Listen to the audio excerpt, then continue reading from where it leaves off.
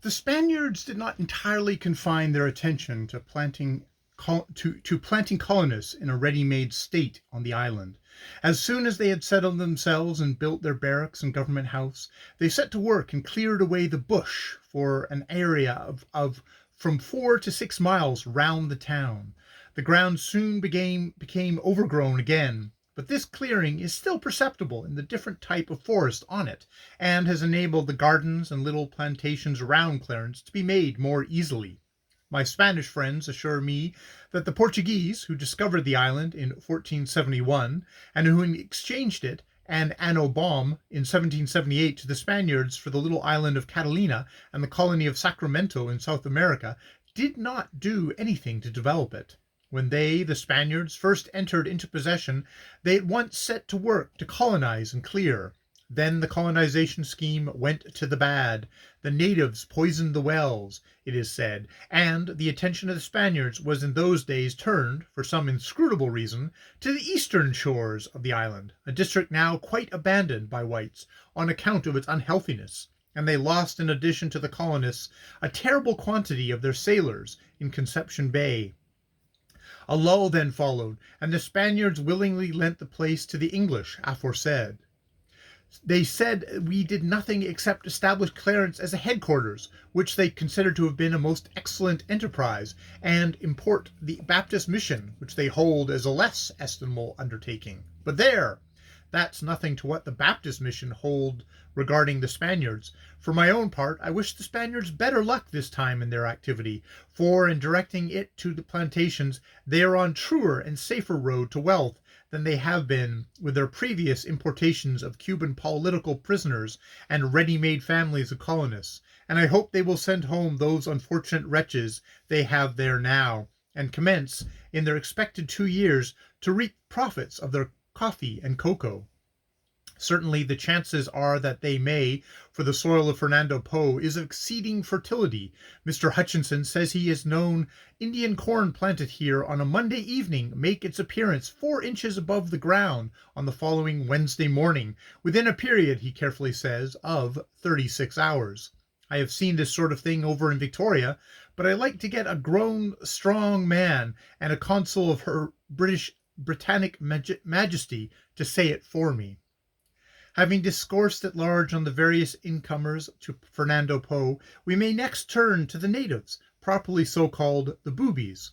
These people, though presenting a series of interesting problems to the ethnologist, both from their insular position and their differentiation from any of the mainland peoples, are still but little known. To the great extent, this has arisen from their exclusiveness and their total lack of enthusiasm in trade matters, a thing that differentiates them more than any other characteristic from the mainlanders, who, young and old, and women and men, regard trade as a great affair of life, take to it as soon as they can toddle, and don't even leave it off at death, according to their own accounts of the way the spirits of distinguished traders still dabble and interfere in market matters. But it is otherwise with the booby.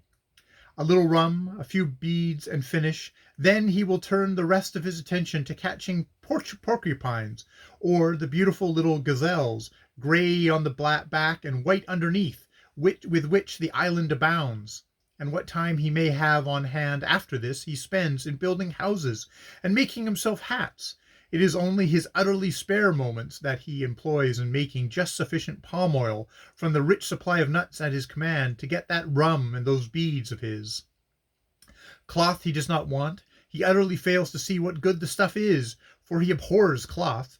The Spanish authorities insist that the natives who come into the town should have something on, and so they array themselves in a bit of cotton cloth, which, before they are out of sight of town on their homeward way, they strip off and stuff into their baskets, showing in this, as well as in all other particulars, how influenceable by white culture they are. For the Spaniards, like the Portuguese, are great sticklers for clothes, and insist on their natives wearing them, usually with only too much success. I shall never forget the yards and yards of cotton the ladies of Loanda wore, and not content with making cocoons of their bodies, they wore them over their heads as mantilla, some dozen yards or so of black cloth into the bargain. Moreover, this insistence on drapery for the figure is not merely for the towns. A German officer told me the other day that when, a week or so before, his ship had called on Anno Bomb, they were simply besieged for Clo, Clo, Clo, the Anno Bomiums explaining that they were all anxious to get across to Principe and get employment on coffee plantations, but that the Portuguese planters would not engage them in an unclothed state. You must not, however, imagine that the booby is neglectful of his personal appearance. In his way he is quite a dandy, but his ideas of decoration goes in the direction of a plaster or tota pompatum over his body, and above all, a hat.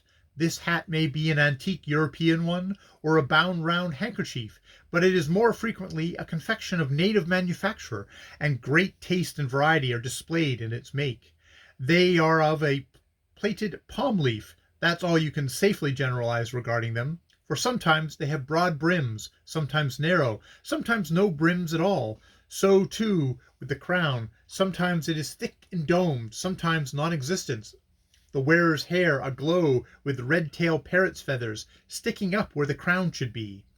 As a general rule, these hats are much adorned with oddments of birds' plumes, and one chief I knew had quite a Regent Street Dolly Varden creation, which he used to affix to his wool in a most intelligent way with bonnet pins made of wood.